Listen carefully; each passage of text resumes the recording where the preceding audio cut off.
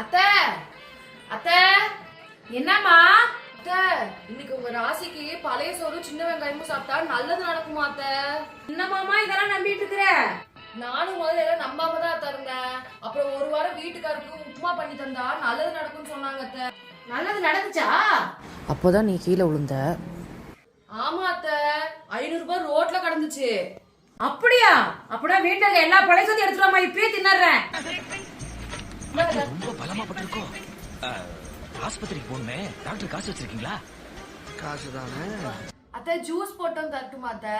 அட ஏமா நீ வேற, இப்ப சாப்பிட்ட சாப்பாடு 2 நாளைக்கு பசியே எடுக்காதாட்டக்குது.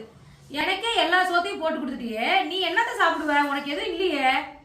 இல்ல அத்தை, இன்னைக்கு ரம்ஜானே, நம்ம பக்கத்து வீட்டு பர்வீனக்கா பிரியாணி தரேன்னு சொன்னாங்க அத்தை. வந்துட்டாங்கன்னு நினைக்கிறேன் அத்தை, நான் போய் வாங்கி தந்துடுறேன். என் வீட்டு கண்ணு குட்டி என்னோட மல்லு கட்டி